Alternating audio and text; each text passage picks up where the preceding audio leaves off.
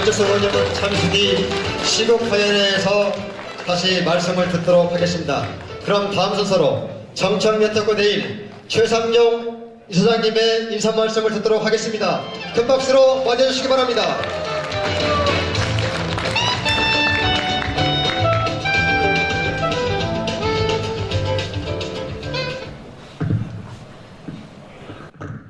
여러분 반갑습니다. 조금 전에 기차에서 내렸습니다만 저는 전주에 오면 어쩐지 마음이 편안합니다. 전주하면 내가 잊을 수 없는 두 사람이 있습니다. 두 분이 있습니다. 한 분은 오늘 바쁘셔서 서울에 계실 줄 아는데 정동영 의원님이십니다. 저하고는 40년 동안 우정을 나누고 있고 지금도 한결같이 서로가 의논을 하고 인생을 논하는 그런 좋은 친구고 후배입니다. 또 한 분은 제가 소개해드리기가 좀 부끄럽습니다만은 저에게는 오직 한 사람의 며느리가 있습니다. 아름답고 착하고 살림 잘하는 전주가 낳은 딸입니다. 저는 무뚝뚝한 경상도 경주에서 태어난 경상도 사나이입니다만은 전주 며느리를 맞고 붙은 우리 집이 아주 분위기가 좋습니다.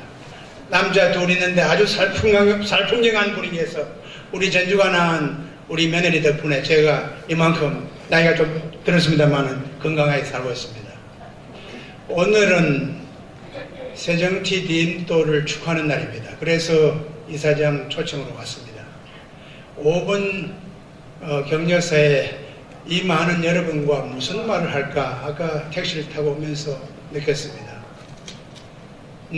새정치 디딤돌이니까 새정치란 무엇인가에 대한 제 생각, 그리고 이 새정치는 누가 실천할 수 있을까 하는 지도자의 자질에 관한 얘기 두 마디만 하고 내려가겠습니다.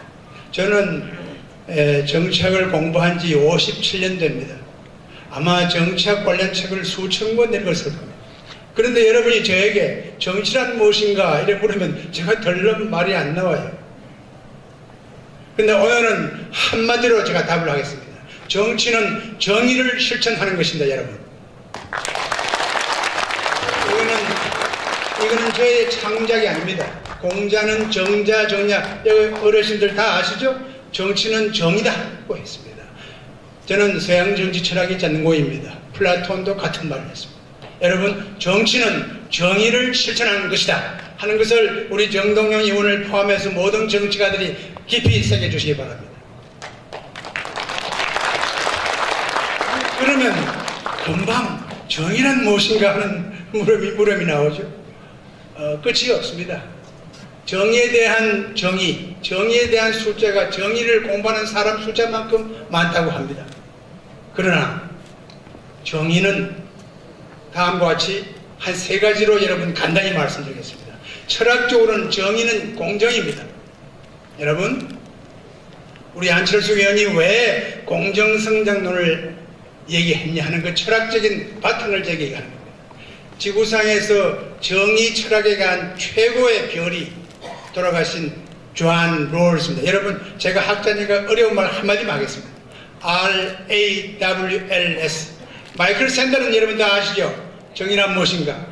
그 마이클 샌델의 정말 할아버지격은 대석학이 존 롤인데 그분이 제가 강의도 듣고 세미나도 했고 했던 정의 철학자의 최고보인데 정의는 공정이라고 했습니다. 그 바탕위에서 경제성장론을 전개하고 있는 사람이 바로 안철수 의원입니다. 그 다음에 두 번째는 법률적으로는 정의는 헌법입니다, 여러분. 정의는 어렵지 않습니다. 헌법이 정의의 보고입니다. 물론 고쳐야 할 것도 있습니다만 여러분 헌법 읽어보셨습니까? 혹시 안 읽어보신 분은 오늘 가서 꼭 좀 읽어보십시오. 우리 김재동 군은 헌법을 다글다글 외우고 있어요. 부끄럽습니다만 우리나라에 정치학자 2200명 있는데 헌법을 정성껏 읽은 사람이 과연 몇 명이 되는지 제가 좀 의심스러워요. 저는 한 10번 읽었습니다만 혹시 심지어 국회의원 가운데도 헌법을 안 읽은 사람이 꽤 있어요. 여러분, 헌법 읽는데 40분이면 됩니다. 헌법은 130조로 구성되어 있습니다. 반폐지의 전문과 130조와 6개의 부칙으로 되어 있습니다. 지금 개헌하는 것도 130조가 구성하고 있습니다. 이 헌법이 정의의 보고예요. 정의가 그거 다 들어가 있어요. 세 번째, 이렇게 되면 새정치가 안 나오지 않습니까? 그럼 새정치는 뭐냐? 정치는 정의의 실현이고 새정치는 뭐냐? 지금 대한민국이 추구하는 최우선 순위의 가치, 최우선 순위의 국가 과제가 바로 이 시대의 정치입니다. 그것은 우리 국민당이 정의로운 대한민국, 평화로운 한반도라고 쉽게 말하고 있습니다. 그걸 때로는 격차의 해소, 평화통일이라고 말했습니다. 이것이 우리 대한민국이 추구하는 새 정의입니다. 이 새 정의를 실천하는 것이 바로 새 정치입니다. 여러분. 새 정치에 대한 것은 새 정치는 사전에도 없어요. 새 정치는 다시 한번 말씀드리지만은 철학적으로는 공정이고 법률적으로는 헌법이고 당장 부닥친 것은 평화로운 한반도, 그 속에서 정의로운 대한민국을 실천하는 것입니다. 이걸 누가 하겠습니까, 여러분? 아무나 못합니다. 모든 정치가가 말로는 합니다. 여러분, 눈 부릅뜨고 누가 할 수 있는지 이번에는 단단히 판단을 하고 선택해야 됩니다. 저도 박근혜 그분을 한번 만났습니다. 저도 속았습니다. 반듯하고 예절을 바르고 괜찮은 국회의원이라고 생각했어요. 여러분, 저도 속으니까 우리 국민이 속을 수 있겠죠. 여러분, 이제는 속아서 안 됩니다. 우리 안 의원은 새정의에 대해서, 새정치에 대해서 기득권을 파괴하는 것이다. 기득권의 부정이 기득권을 파괴하는 것이다. 정치는 소명이고 세상을 바꾸는 것이다. 몇 가지를 얘기합니다. 쉽게 말해서 기득권이 뭡니까? 특히 기득권이라고 하는 것은 전 세계 기득권 있잖아요. 그 기득권에 대한 대답을 미국은 트럼프가 했고 일본은 아베가 했고, 여러분, 트럼프 아베 신용할 수 있습니까? 그 답이 다 좋은 건 아니에요. 그러나 기득권에 대한 분노는 전 세계적인 시대 정신입니다. 우리에게 있어서는 양극화입니다. 여러분, 소득의 격차는 세계에 많아요. 우리나라의 격차의 위험성은 소득뿐만 아니라 교육, 이념, 지역, 세대, 이런 모든 격차가 악순환하는 것은 대한민국뿐입니다. 아주 위험합니다. 아마 다음 대통령도 만들기 힘들어요. 그러나 그것을 제대로 깊이 알고 실천할 수 있는 자질이 누가 있습니까? 여러분, 지난날이 아니죠. 저달 우리가 싸운 것이 뭡니까? 박근혜 게이트 보십시오. 무지와 무능과 무책임, 거기다 부패까지 했어요. 저는 이 정부를 다음과 같이 정의합니다. 무지와 무능과 무책임이 만든 구조적 비리의 전형, 이것이 바로 제가 정치학자로서 정의하는 겁니다. 여러분, 무지에 대해서 여러분, 대강대강 아는 사람 대통령 하면 안 됩니다. 무지한 사람이 대통령 되기에는 대한민국이 너무나 큰 나라예요. 여러분, 9만 평방킬로미터밖에 안 되지만 대한민국이 굉장히 중요한 나라입니다. 전 세계 13위의 국력을 가진 중견국가입니다. 무지한 사람이 대통령이 되면 큰일 납니다. 한 번 더 하고 그만둬야 됩니다. 여러분, 그리고 무지는 반드시 무능을 낳습니다. 어떤 사람이 능력이 있냐 하는 판단이 어렵습니다. 저도 사람을 많이 보지만 가끔 실수합니다. 여러분, 하나의 기준을 제시하겠습니다. 그 인간, 그 후보가 지난 20년, 30년 동안 뭘 했다는 걸 잘 보세요.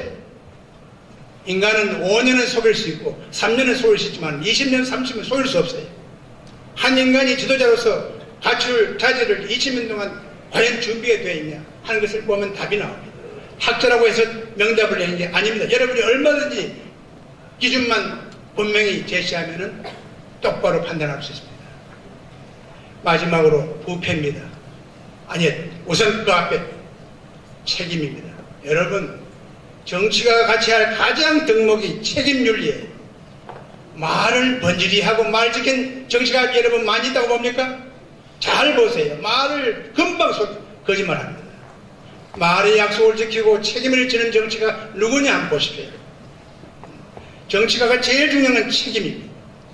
자, 그러면 무지, 무능, 무책임도 가당찮은데 그것이 만들어놓은 부패정권, 그 부패도 개인의 부패가 아니라 얽히고 설켜서 이걸 우리는 구조적인 부패라고 합니다. 구조적인 부패가 이렇게 된 나라는 정말 이번에 대한민국뿐입니다. 부끄러워 죽겠어요.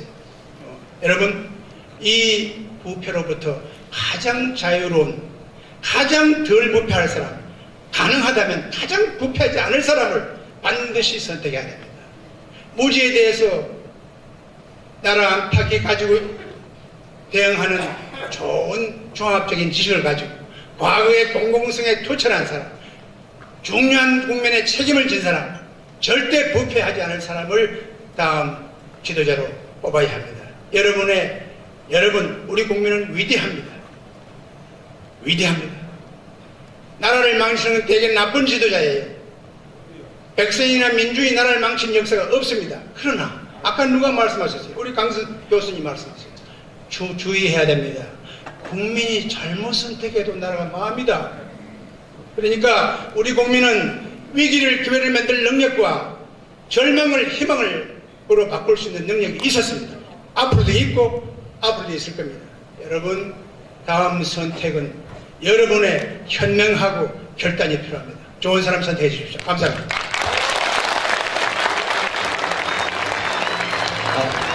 예, 최상민 이사장님의 축사가 일시했습니다. 다음 순서는 전주평 정동영 의원님께서 해주시겠습니다. 여러분, 큰 박수로 환영해 주시기 바랍니다.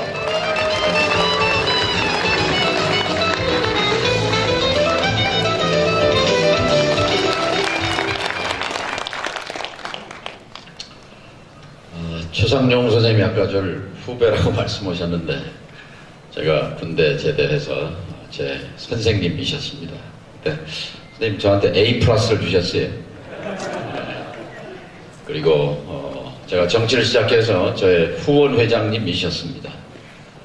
근데 이제 우리 최상용 선생님은 안철수 대표님의 후원 회장이셨고 그다음에 지금 정책 네트워크 내일에 또 이사장을 맡고 계십니다. 다시 한번 큰 박수로 환영해 주시기 바랍니다.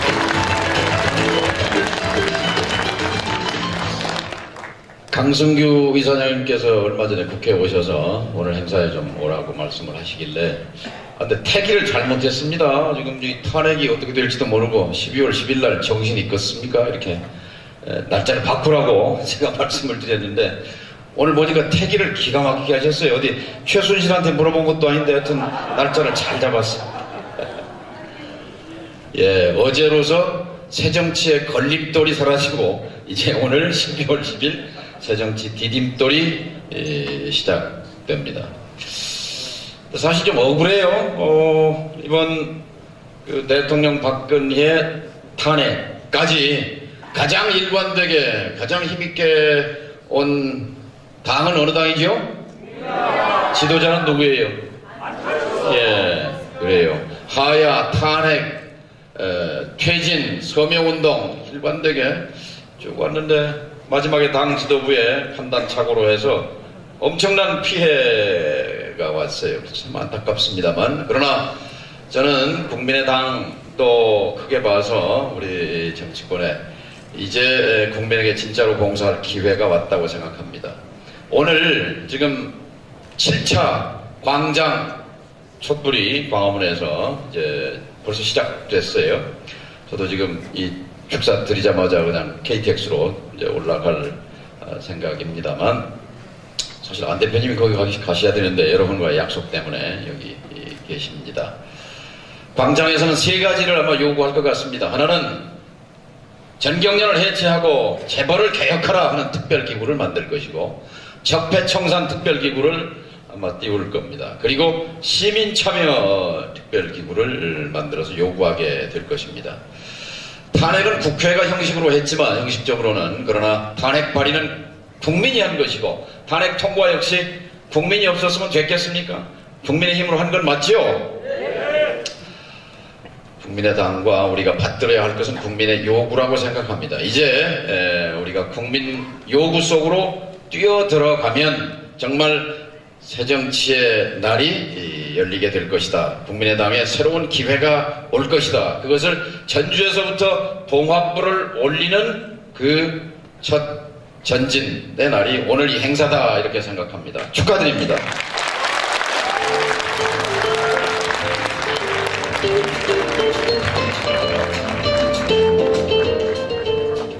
네, 정대경 의원님의 축사가 있으십니다. 아까 내빈 소개 때 잠깐 빠지신 분들 잠깐 더 추가로 소개해드리겠습니다. 국민의 시대 전북 지회를 이끌고 있는 최명희 배승철 공동대표님 모셨습니다. 예, 그 다음에 내빈 축사 이어가도록 하겠습니다. 다음에는 문병호 국민의당 전략홍보본부장님의 인사 말씀이 있겠습니다. 큰 박수로 맞이해주시기 바랍니다.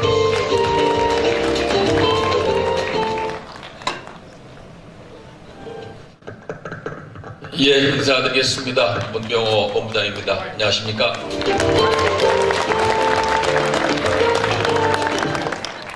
예, 반갑습니다. 원래 우리 조배수 의원님이나 우리 김광수 당위원장이 먼저 축사하셔야 되는데 제가 아마 멀리서 왔다고 그래갖고 제게 먼저 축사하게 해주신 것 같습니다. 감사합니다. 저는 인천이 지역구고요. 지금 중앙당의 전략홍보본부장을 맡고 있습니다. 여러분들이 아시기로는 안철수 대표님 탈당 이후에 제1호 탈당자다 그렇게 알고 계실 거고 지난 총선에서 23표차로 낙선한 사람입니다. 알고 계십니까 여러분? 예. 요즘에는 배지가 잘 떨어졌다고 생각하고 있습니다. 왜냐하면은 제가 하나님에게 기도를 했습니다. 왜 저에게 이런 시련을 주십니까? 하고 기도를 드렸더니 그런 응답을 주시더라고요. 야, 문병호 너는 평소에 정치 혁신, 정치 혁명, 여의도 정치를 바꿔야 한다. 그렇게 평소에 주장하지 않았느냐. 너가 배지 달면 그거 못한다. 또 배지 달면 배가 불러가지고 안이하게 하고 적당히 하고 좋은 게 좋다고 하고 다 그런 거야. 이렇게 할 거 아니냐. 그러니까 배지 떼고 확실하게 한번 해봐라. 이렇게 응답하셨습니다. 맞습니까? 여러분 어떻습니까? 예, 그랬더니 요즘에 이제 시절이 정치 혁명의 시절이 온 것 같습니다. 우리 국민들은 이제 근본적인 변화를 요구하고 계십니다. 이번에 그 광화문 촛불 민심 정말 대단한 겁니다. 세계 역사상 가장 많은 군중 집회가 가장 평화로운 방법으로 진행이 됐습니다. 그리고 박근혜 대통령께서 자진 퇴진하거나 탄핵을 당한다면은 아마 세계 역사상 그렇게 평화적인 방법으로 피 한 방울 흘리지 않고 민심에 의해서 권력자가 권좌에서 내려온 최초의 사례가 되지 않을까 생각합니다. 그래서 저는 내년에 노벨 평화상으로 우리 대한민국 국민을 추진한다고 생각합니다. 어떻습니까, 여러분? 맞습니까? 예, 내년에 우리 노벨 평화상 위원회에다가 우리 대한민국 국민들이 또 인터넷으로 우리 대한민국 국민을 노벨 평화상 후보로 추천을 했으면 좋겠습니다. 저는 최근에 그 안철수 현상을 다시 한번 생각해 봤습니다. 안철수 현상이 뭔가 2012년에 엄청난 폭발적인 바람을 일으킨 안철수 현상이 있었습니다. 그 주인공이 여기 계신 안철수 대표님이십니다. 안철수 현상이라는 게 뭡니까? 간단하게 말하면 기득권을 깨부시고 새로운 대한민국을 만들어달라는 것이 안철수 현상입니다.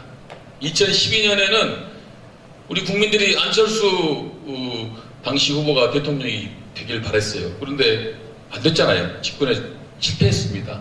그래서 안철수 현상이 다시 수면 아래로 가라앉았어요. 그런데 그 국민들의 염원은 기득권을 깨부시고 새로운 대한민국을 만들어라는 염원은 없어진 게 아니고 더 깊게, 더 넓게 바닥에 퍼져 있었습니다. 그것들이 안철수 대표 주변에 서성거리다가 지난 4.13 총선에서 모습을 드러냈어요. 근데 아쉽게 반만 드러냈습니다. 반만 드러냈어요. 그래서 창당한 지 두 달 된 그 국민의당에 26.74%라는 엄청난 지지를 보내주셨고 38석의 의석을 주셨습니다. 사실은 안철수 현상이 폭발했더라면 우리가 제1당이 됐을 겁니다. 그런데 아직은 조금은 시기가 일렀다 그렇게 국민들이 판단하신 것 같습니다. 그런데 내년 대선이 이제 상반기로 뭐 될 가능성이 높아집니다만 내년 대선에서는 안철수 사장이 다시 수면 위로 올라와서 폭발할 거다. 그렇게 저는 생각합니다. 그리고 그 주인공은 안철수가 될 것이다. 저는 생각합니다. 어떻습니까, 여러분? 맞습니까? 예, 이제 기운이 서서히 시작하고 있습니다. 뭐든지 이 대업이 이루어지려면은 천시 또 인화 지리가 잘 이루어져야 됩니다. 하늘의 뜻이 이번에 박근혜 최순실 국정농단 사태를 만들어서 이제 새로운 국민의당에게 기회를 주고 있습니다. 또 이렇게 새정치 디딤돌과 같은 이런 좋은 분들이, 새정치를 바라는 분들이 이렇게 모여서 단합을 하고 있습니다. 또 전국 각지에서도 이런 것들이 여러와 같이 뜨겁게 일어나고 있습니다. 이것들이 잘 어우러지면은 반드시 우리 국민들이 요구하는 새로운 정치, 기득권을 깨부시고 금수저, 흑수저 없는 정치, 일한 만큼 보답받는 정치, 젊은이들이 희망을 갖는 정치, 이런 것들이 이루어질 것으로 생각합니다. 오늘 새정치 디딤돌 창립식 진심으로 축하드리고 고생하신 강승규 이사장님 정말 고생이 많으셨습니다. 그리고 오늘 특별히 사실은 우리 전라북도의 유일한 기초단체장이신 정원율 우리 익산시장님 오셔서 저 자리가 빛나는 것 같습니다. 또 우리 정동영 의장님 오셨고 또 김광수 도당위원장님, 조배석님도 오셨고 최이배 의원, 군산 출신 최이배 의원도 오셔가지고 자리가 빛나는 것 같습니다. 여러분들 함께 힘을 합쳐서 새로운 대한민국 반드시 건설합시다. 감사합니다. 예, 감사합니다. 권병호 본부장님의 축사가 있었습니다. 원래는 이 축사 순서가 좀 바뀌었는데요. 원래는 김광수 사무총장 겸 도당위원장님이 먼저 하시고 되어 있는데 멀리서 오신 분들을 먼저 배려하다 보니 이렇게 순서가 바뀌었다는 점 양해 부탁드립니다. 이번에는 김광수 사무총장 겸 도당위원장님의 축사를 듣겠습니다. 예, 큰 박수로 환영해 주시기 바랍니다. 예. 예, 감사합니다. 고맙습니다. 예. 우선 탄핵이 가결된 바로 이튿 다음 날 우리 전북 전주를 방문해 주신 안철수 전 대표님께 깊은 감사의 말씀을 드립니다. 박수 한번 쳐주세요. 예, 아마 지금 서울의 광화문 광장에 모든 대선 주자들이 다 집결하실 텐데 특별하게 오늘 우리 전북 전주를 방문해 주셨습니다. 감사의 말씀 드리고요. 이번 탄핵 국면에서 많은 말씀들을 들었습니다. 저한테는 뭐 문자가 폭주를 해가지고 일일이 가능하면 문자에게 답도 해주고, 그런데 그 중에 한 30% 정도는 특정 정치 세력의 테러 부분들이 좀 있었습니다. 그분들한테는 답 안 했어요.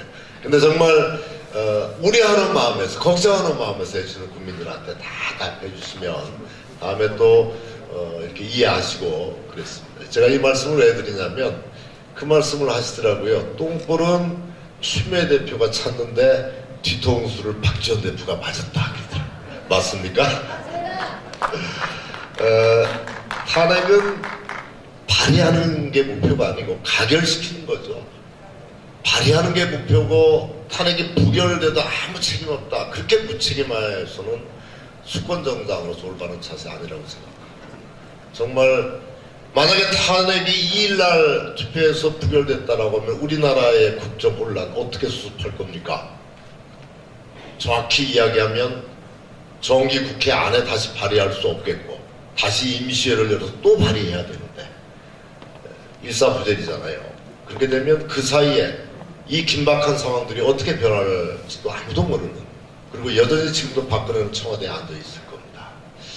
지금 결국 우리 국민당 선택이 정말 올바른 수권정당으로서의 올바른 자세고 책임 있는 자세를 하는 것들을 결국 국민들이 이해해 주리라고 믿습니다. 꿋꿋하게 정말 올바른 정치인의 책임정치를 실현하려고 하는 올바른 자세를 가지고 일희일비하지 않고 굳건하게 가는 것들이 필요한 시점이 아닌가, 이런 생각을 이번 과정 속에서 다시 한번 되새겨 봤습니다. 어쨌든 우리 안철수 대표께서 함께 우리 여기까지 오셔서 이렇게 강의해 주신 것은 정말 다시 한번 감사드리고요.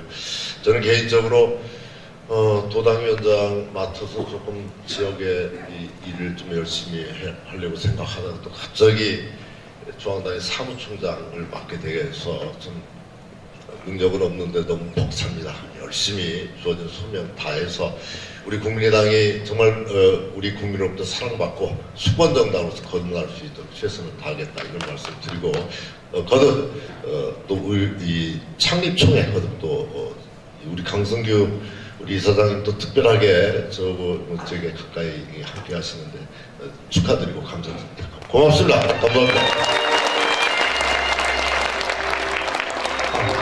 예, 김병수 도당위원장님 감사합니다. 그 다음에 저기 조배숙 의원님하고 정원율 시장님 지금 축사가 지금 준비되어 있는데 짧게 지금 식사가 길어지고 있습니다. 조금 짧게 축사 부탁드리겠습니다. 여러분 조배숙 의원님 환영해 주십시오.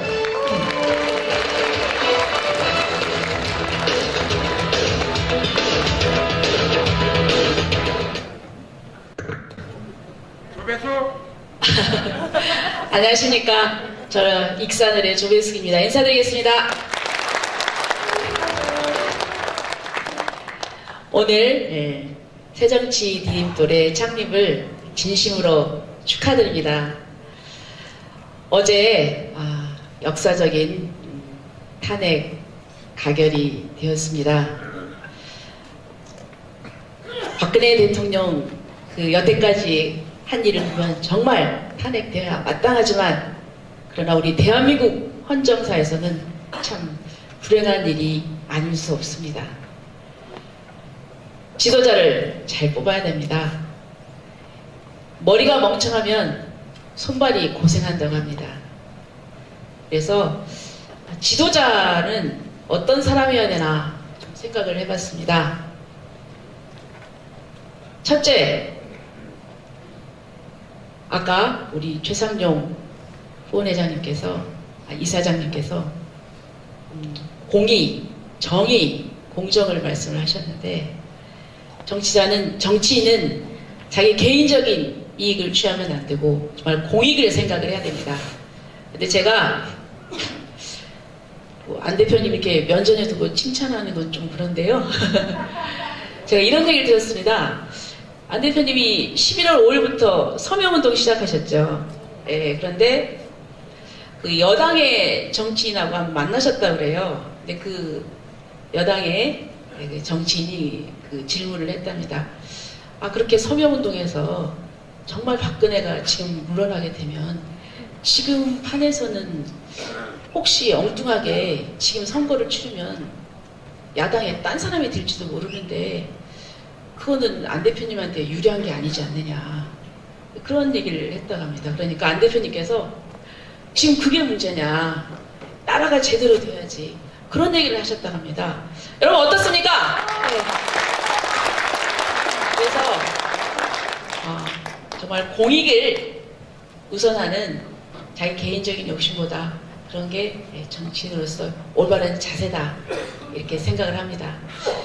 최근에 저희가 국민의당이 2일 탄핵은 안 되니까 가결이 안 되니까 9일 탄핵으로 하자 하다가 이것이 탄핵 반대로 이상하게 오해가 돼서 정말 엄청 비난을 받았습니다.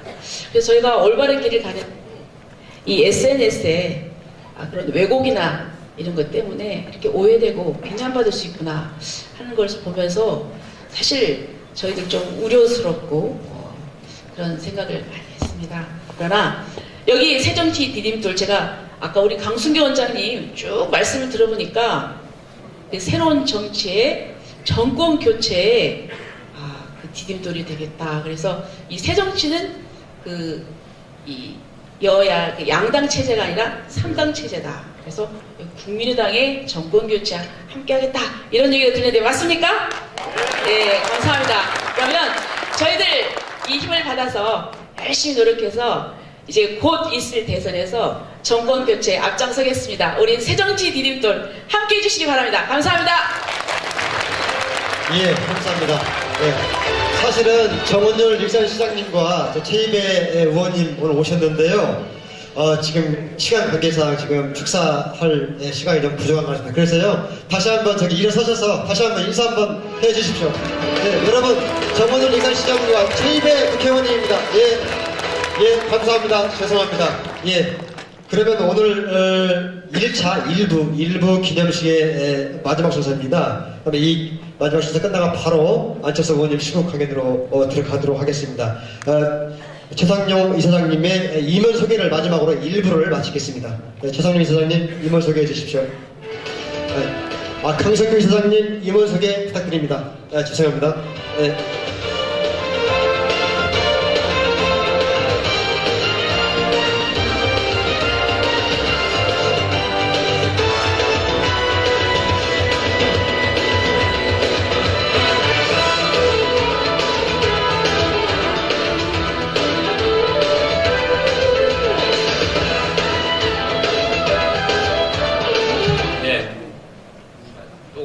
죄송합니다.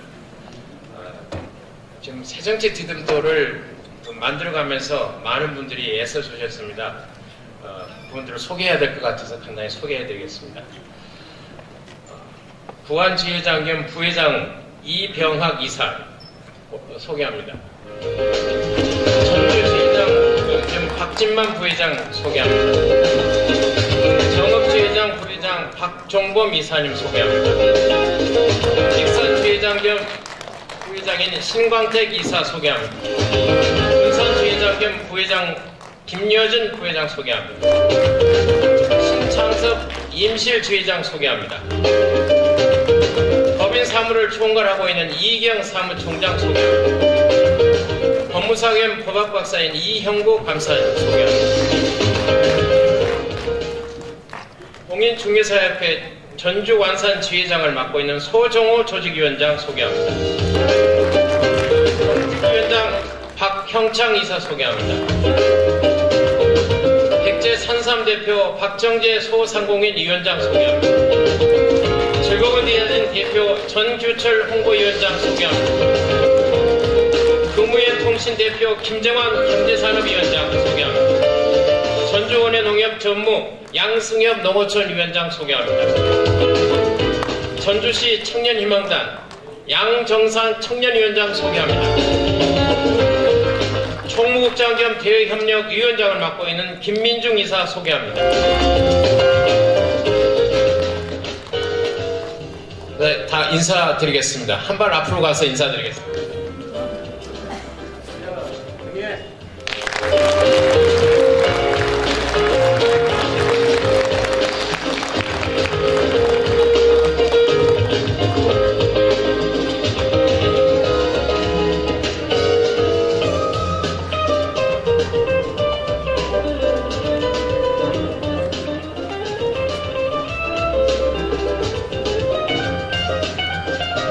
자, 강승규 이사장님의 임원 소개가 있었습니다. 이상으로 1부 기념식을 마치고요. 제2부 안철수 의원님 시국 강연회를 시작할 수 있도록 하겠습니다. 사회는 박진만 부회장님이 보시겠습니다. 네, 감사합니다. 쌀쌀한 날씨에도 불구하고 이곳 황학당을 찾으신 도민 여러분, 그리고 내외 귀빈 여러분, 저는 안철수 의원님 시국 강연 사회를 맡은 사단법인 새정치 디딤돌 부회장 겸 전주지회장 박진만입니다. 인사드립니다.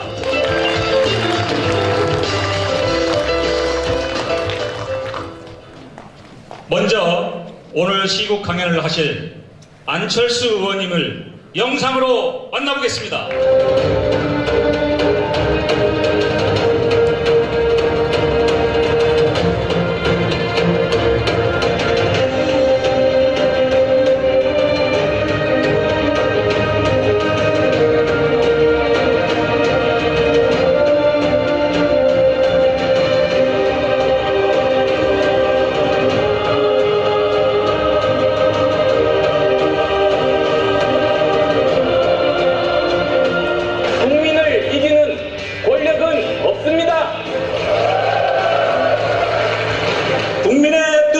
가슴으로 받들며 오직 국민과 함께하는 길을 걸어온 사람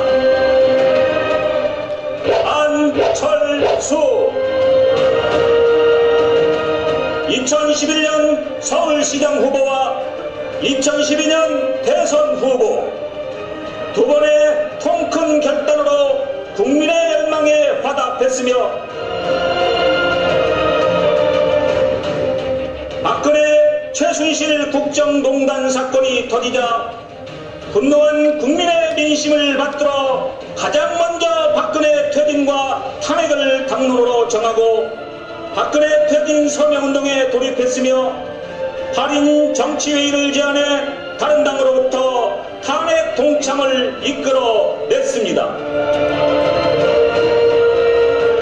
그리고 드디어 국민의 힘으로 박근혜를 탄핵했습니다.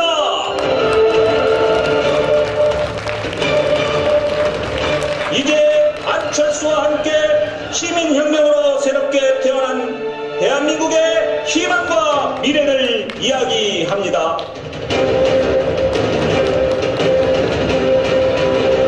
네, 감사합니다. 이제 오늘의 감사이신 안철수 의원님을 여러분의 큰 함성과 박수로 모시겠습니다.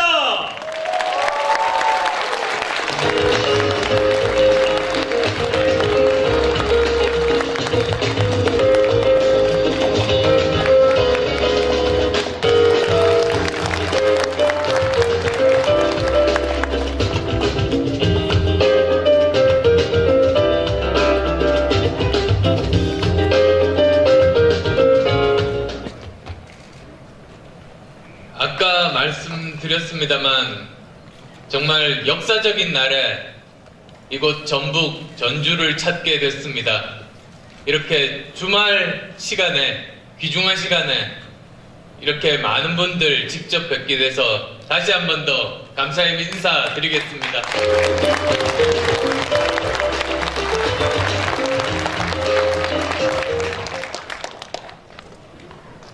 일부 행사가 생각보다 많이 길어져서 제 강연 시간은 조금 줄여야 될 수밖에 없을 것 같습니다. 사실 1시간 정도 준비를 해왔는데 이제 남은 시간이 20분 정도 돼서요. 중요한 건 빼놓지 않고 말씀드리도록 하겠습니다. 아까 이제 제 소개 영상을 보다 보니 야, 나도 참 많이 늙었구나 싶은 생각이 듭니다. 정말 몇 년 전에 정치하기 전과는 조금 다른 것도 저도 느끼게 됐습니다.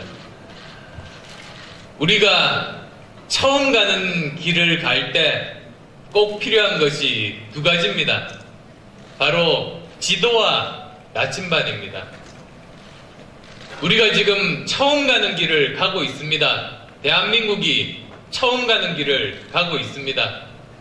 이럴 때 우리에게 필요한 지도와 나침반은 무엇일까 생각합니다.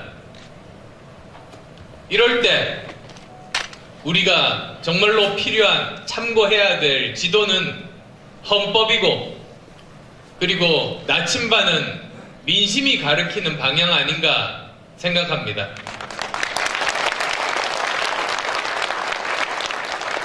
그렇게 우리가 이제 대한민국이 처음 가는 길을 가는데 헌법과 민심에 따라 이제 이 길을 개척해야만 합니다. 저는 어제 국회에서 탄핵안 가결이 바로 그것에 따랐다고 봅니다. 즉, 헌법적인 절차에 따라 민심의 뜻을 국회가 실행에 옮긴 겁니다. 이 두 가지 정말 앞으로도 우리가 명심해야 될 부분입니다. 대한민국 헌법 제1조에 이렇게 되어 있습니다. 모든 권력은 국민으로부터 나온다. 즉, 권력의 원래 주인은 국민입니다.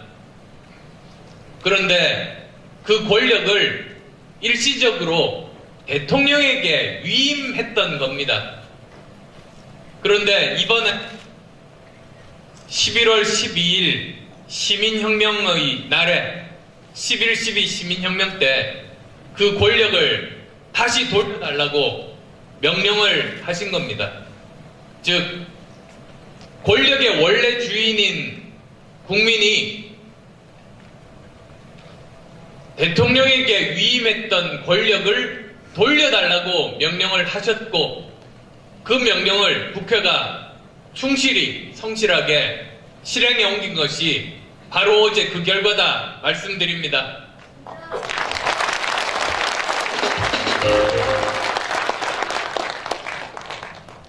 자, 이제 도대체 우리가 어떤 일을 해야 되는가, 이런 과제가 우리 앞에 놓여 있습니다. 그러려면 우리가 가진 이 여러 가지 문제가 무엇인가, 그걸 짚어봐야 하는 그런 순간입니다.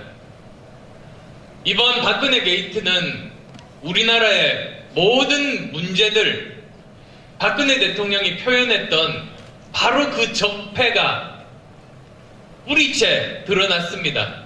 대한민국의 민낯을 대한민국 국민 모두가 알게 됐습니다. 우선 우리 공적인 시스템이 이렇게까지 망가질 수 있었다는 걸 온 국민이 알게 됐습니다. 공공기관을 자기 개인 회사처럼 사용했습니다. 국가공무원을 자기 개인 직원처럼 부렸습니다. 국가 재산을 자기 개인 돈처럼 썼습니다. 이렇게 공공 시스템이 뿌리까지 썩은 민낯을 보았습니다. 대학도 마찬가지입니다. 여기 계신 분들, 아이들, 손자, 손녀들 수능 1점이라도 더 받으려고 그 노력을 하던 바로 그 같은 순간에 돈 있고 힘 있으면 인류대학 쉽게 들어가고 학점까지도 쉽게 받을 수 있다는 걸 알게 됐습니다. 정말 처참한 광경을 목도하게 됐습니다. 사법 시스템도 이제 더 이상 바닥이 보이지 않습니다. 이 모든 일이 시작이 어디서 시작됐습니까? 홍만표라는 검찰 고위 관료 출신 변호사 비리가 나왔습니다. 그 다음에 진경준이 나왔습니다. 우병우가 나왔습니다. 이 사람들 모두 다 검찰 고위 관료 출신들입니다. 그런데 우리가 왜 검찰 고위 관료 출신 이런 이름들을 전 국민이 다 알고 있어야만 됩니까? 돈 있고 힘 있으면 처벌받지 않는다는 그 민낯을 똑똑하게 목도하게 됐습니다. 더 처참한 건 기업입니다. 70년대 정경유착이 이제는 사라진 줄 알았는데 21세기 대한민국에 버젓이 존재하고 있었던 겁니다. 그런데 그 내용은 더 좋지가 않습니다. 70년대 정경유착은 정부가 경제를 이끄는 도중에 기업의 팔을 비틀어서 돈을 받아냈습니다. 그런데 2016년 정경유착은 기업이 국가를 이용해서 이득을 취하고 그 손해를 국민들에게 전가했다는 점이 더 내용이 나쁜 겁니다. 대표적인 사례가 국민연금과 삼성그룹 간의 유착관계입니다. 작년에 국정감사를 통해서 제가 지적을 했던 내용이기도 합니다. 내용은 이렇습니다. 삼성그룹 승계를 위해서 삼성물산과 제일모직 합병이 진행이 됩니다. 그런데 문제는 삼성그룹 오너들이 지분이 제일모직이 많고 삼성물산은 적었습니다. 그러니까 제일모직 가치가 높을수록 삼성물산 가치가 낮아질수록 그 오너 그룹에게는 이익인 겁니다. 국민연금이 그 짓을 했습니다. 국민연금이 삼성물산 가치를 떨어뜨리기 위해서 15일 삼성물산 주식을 15일간 팔았습니다.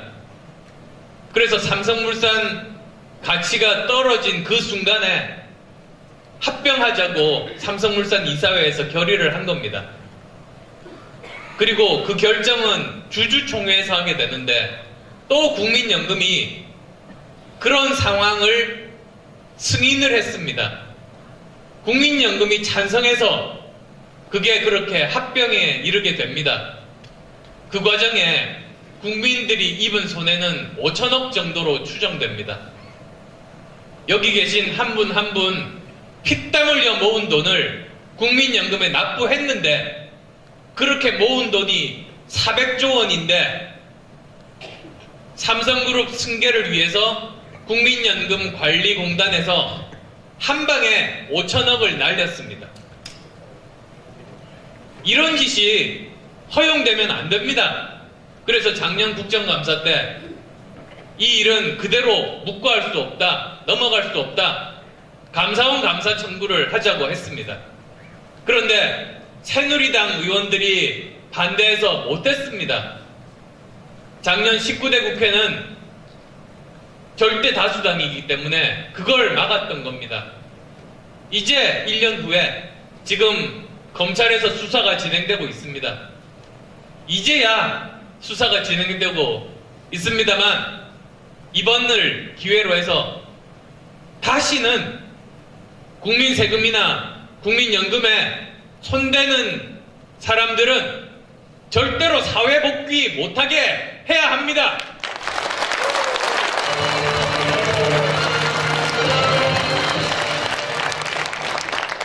이런 적폐들을 이제 해결하는 것이 우리의 남은 과제입니다. 어제 탄핵안 통과되고 나서 바로 언론에서 이제 앞으로 어떻게 해야 하는가 질문이 들어왔습니다. 저는 그 자리에서 답했습니다.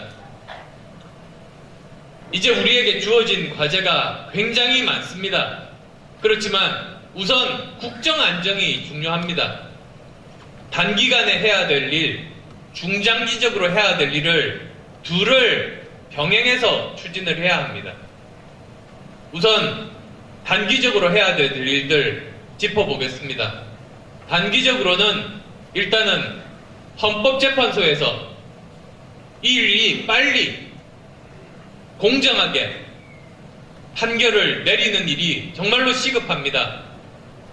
이번 주 이코노미스트라는 영국 주간지에 이렇게 실렸습니다.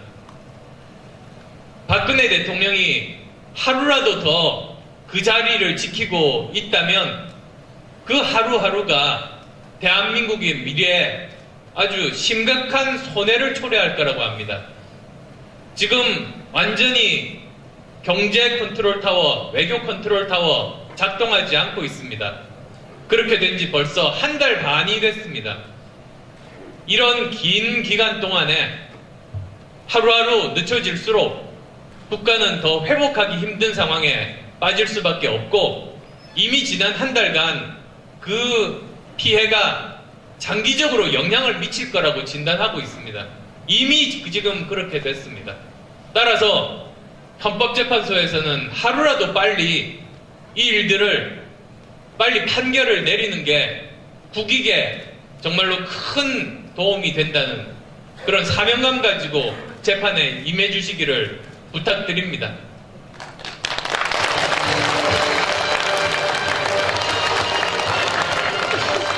그리고 이제 단기적으로 국정 공백을 메워야 합니다. 저는 어제 제안했습니다. 여야정 협의체 또는 국회 정부 협의체, 줄이면 국정협의체가 될 수도 있겠습니다. 최소한 3개의 국정협의체를 만들어야 된다고 했습니다. 우선 첫 번째는 경제협의체입니다. 한동안 경제부총리가 정해지지 않은 상태가 지금까지도 사실 계속되고 있습니다. 현 경제부총리와 차기 경제부총리 후보가 계속 공전하다 보니 도대체 어디 말을 들어야 될지 몰라서 우왕좌왕했던 그 혼선이 지금까지도 있습니다. 저는 그 사태 초기 때 경제부총리 지명지대이자 말자 주장했습니다. 빨리 이거 매듭 지어야 된다. 총리 정하기 전이라도 부총리 정해야 된다고 주장했던 겁니다. 그리고 만약에 지명자가 마음에 안 들면 이 사람 받아들일 수 없다고 주장해서 바꿔달라고 요구하든지, 그게 아니면 청문회를 거쳐서 거기에 적합하게 절차를 밟든지 빨리 하자고 주장한 게 벌써 한 달도 넘었습니다. 지금 한 달 이상 이렇게 경제 컨트롤 타워가 비어있는 상태로 이렇게 국가가 가고 있다는 거 정말로 문제가 많습니다. 지금이라도 빨리 다음 주 내라도 이 경제부총리 건은 지금 현 부총리 그냥 그대로 가든지, 아니면 기왕에 지명됐던 사람을 새롭게 다시 청문회를 열든지, 그것도 아니라면 이제 황교안 대통령 권한대행 총리와 국회가 협의해서 새로운 사람을 지명을 하든지, 그걸 다음 주 초반에 빨리 정해야 됩니다. 두 번째로는 외교, 안보, 국회와 정부 협의체가 필요합니다. 그걸 통해서 지금 이제 미국은 1월달이 되면 제 대학교 동문인 도널드 트럼프가 대통령에 취임합니다. 이제 빨리 미국과 외교 관계를 제대로 세우는 것이 정말로 중요합니다. 우리나라에 있어서 가장 중요한 나라는 미국입니다. 그리고 미국은 대통령 취임 후 6개월이 골든타임이라고 합니다. 그때 전 세계 모든 나라와 외교 관계가 제대로 정립되는 중요한 기간입니다. 그래서 지금부터라도 미리미리 정부에서는 할 수 있는 준비들을 이 외교 국회 정부 협의체를 통해서 이런 일들을 추진해야 합니다. 그리고 세 번째로는 이번 박근혜 게이트로 인한 적폐들을 청산하는 협의체입니다. 정말로 많은 문제들이 있습니다. 이런 문제들 제대로 해결하는 정말로 좋은 기회입니다. 지금까지 우리 대한민국은 굉장히 많은 고난 속에서도 항상 그 고난을 기회로 만들어서 도약했던 나라입니다. 97년 IMF 외환 위기 때 여러 나라가 고통을 같이 겪었습니다만 우리나라만이, 대한민국만이 금모으기 운동을 했고, 대한민국이 가장 먼저 위기에서 탈출했으면 물론이고 오히려 더 적극적으로 도약하는 계기로 삼았습니다. 이제 이번도 정말로 좋은 계기입니다. 세상 바꾸기 정말로 어렵습니다. 바뀌지 않습니다. 기득권 때문입니다. 그 저항이 워낙 크기에 아무리 개혁하려고 해도 제대로 되지 않거나 반쪽짜리 개혁에 그치면 최선인 경우가 많습니다. 그렇지만 어쩌면 지금 정말 대한민국이 위기에 빠진 지금 이 순간이 우리가 제대로 개혁할 수 있는 온 국민의 마음을 모으는 좋은 기회일 수 있겠다는 생각이 듭니다. 이제는 더 이상 세상을 바꾸고 개혁하는 일에 기득권들이 저항하기 힘들 겁니다. 정치란 무엇이냐? 최상용 교수님께서도 말씀하셨습니다. 정의를 실천하는 일이라고. 저는 주로 이제 초등학생, 중고등학생에게는 더 쉽게 이렇게 이야기합니다. 정치는 세상 바꾸는 일이라고. 그런데 실제로 정치를 해보니까 너무나 반대인 경우를 많이 접했다고 이야기합니다. 정치는 세상 바꾸는 일인데 오히려 세상 바꾸는 걸 막는 정치가 있습니다. 공공을 위해서 봉사하는 일인데 개인의 이익 채우려고 하는 정치가 있습니다. 그 둘, 세상 바뀌는 거를 막는 정치, 개인 사리사욕 채우는 정치를 우리가 기득권 정치라고 합니다. 그래서 새정치란 뭐냐? 기득권 정치와 싸우는 겁니다. 세상 바뀌는 걸 막고 개인 욕심 채우는 정치와 싸우는 것이 바로 새정치입니다. 동의하시죠?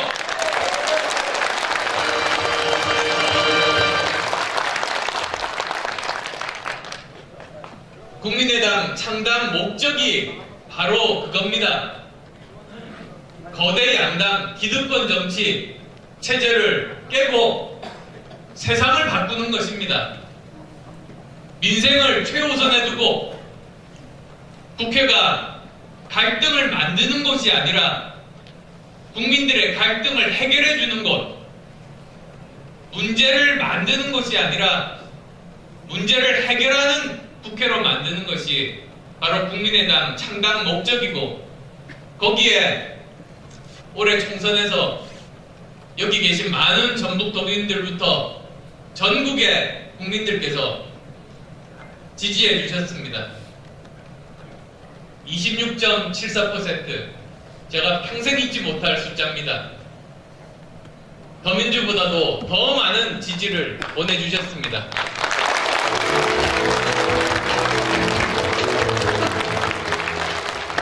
그리고 그것은 저희에게 선물을 주신 거라고 생각하지 않습니다. 오히려 숙제를 주셨다고 생각합니다. 저희가 하고자 하는 그 뜻에 동의하시고 대신에 그 말을 실천해 달라는 숙제를 주신 겁니다.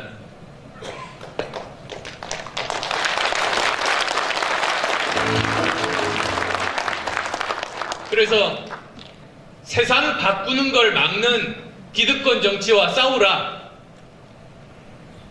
개인 욕심 채우는 기득권 정치와 싸우라. 국민들의 갈등을 이용하는 기득권 정치와 싸우라. 문제를 만드는 기득권 정치와 싸우라. 그래서 민생을 최우선에 두고 국가의 많은 문제들을 해결해 달라. 그 숙제를 주신 겁니다. 맞습니까?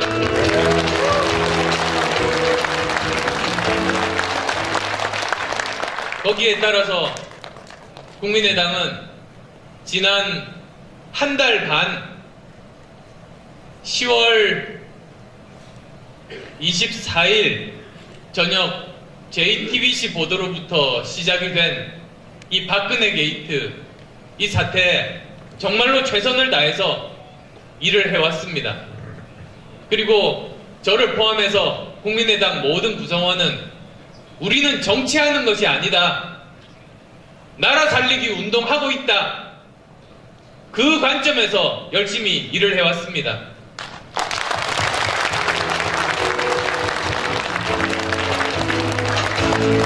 그래서 정말 누구보다도 먼저 그 일들을 해온 그 자취들이 모두 다 기록으로 남아 있습니다. 처음 10월 24일 그 JTBC 보도 직후 10월 25일 맨 처음 기자회견을 열고 저는 이렇게 말했습니다. 이것은 최순실 게이트라기보다 박근혜 대통령 국기 붕괴 사건이자 헌법 파괴 사건이라고 규정했습니다.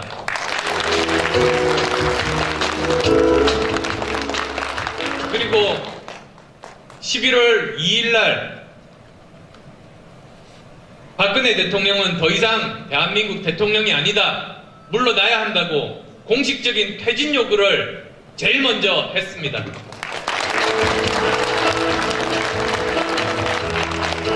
그리고 11월 4일 온라인 퇴진 서명 운동 가장 먼저 시작했습니다. 그리고 정치 지도자 회의 구성 가장 먼저 제안했습니다. 그리고 또 11월 10일 홍익 때부터 시작해서 가두 서명 운동 시작했습니다. 그래서 하루도 빼놓지 않고 이제 그저께까지 만 29일을 매일같이 서명운동해서 많은 국민들의 마음을 모았습니다.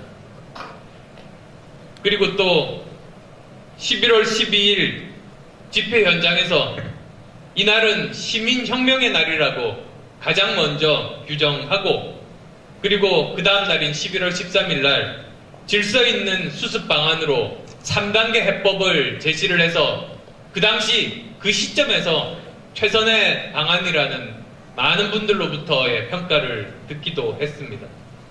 그렇지만 이제 사태가 흘러가면서 박근혜 대통령이 약속했던 검찰 조사까지도 받지 않는 걸로 말을 바꾸면서 이제는 다른 방법은 없다라고 판단했습니다. 그래서 야권의 정치 지도자 8사람을 소집했습니다.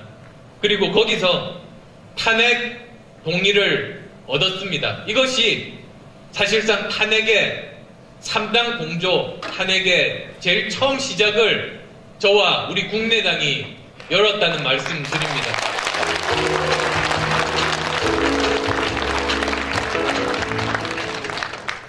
그리고 대통령이 제3차 담화를 하면서 여러 가지 이제 혼란이 시작이 됐습니다. 제가 그때 11월 29일 날 대통령 담화를 듣고 바로 이야기했습니다. 이것은 수사 회피용 담화, 그리고 탄핵 물타기용 담화다. 대국민 담화가 아니라 대새누리당 담화라고 규정했습니다. 그런데 이제 염려했던 대로 이제 새누리당에서 그 담화에 호응하면서 일시 혼선이 오게 됐습니다. 11월 2일 날 이제 탄핵 소추안 발의를 두고 이제 여러 가지 의견들이 나뉘었습니다. 국민의당의 입장은 탄핵 소추안은 발의가 목적이 아니라 통과가 목적이라고 말씀드렸습니다. 왜냐하면 그냥 발의만 하고 만에 하나 부결이 되면 그 혼란은 극에 달할 거라고 생각했습니다. 아마도 그러면 바로 그 다음날 광화문 집회에서 폭력 사태가 나고 국회는 정기국회 회기 동안 다시 탄핵안 발의는 못한 상태로 거의 2, 3주가 끌게 되면서 국가 전체로 혼동 상태에 빠질 테니까 그런 일은 있으면 안 된다. 반드시 탄핵안이 발의되면 통과되어야 된다고 저희는 주장했습니다.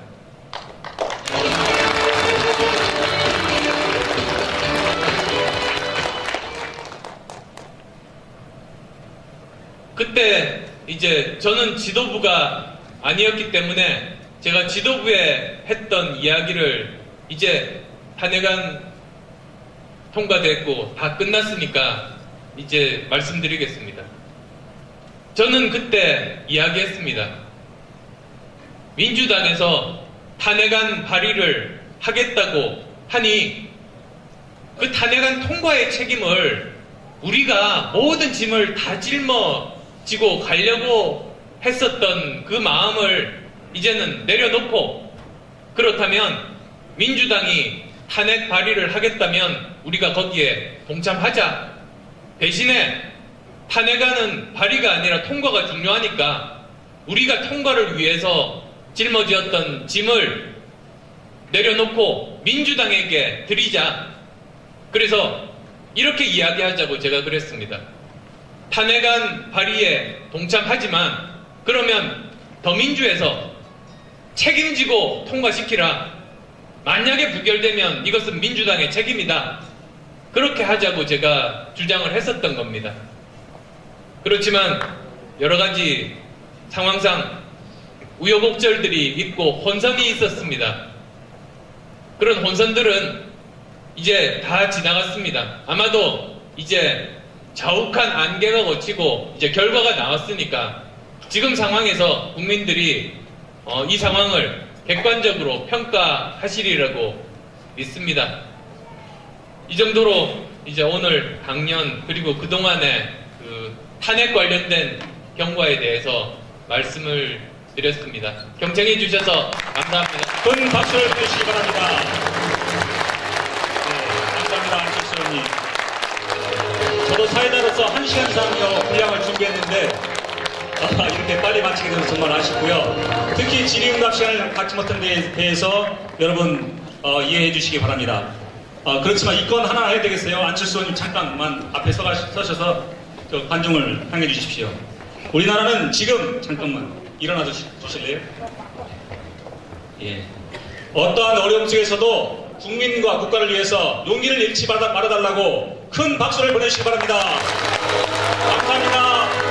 이상으로 새정치팀돌 장님대 및 안철수 의원 초청 강연회를 모두 마치겠습니다. 여러분 감사합니다.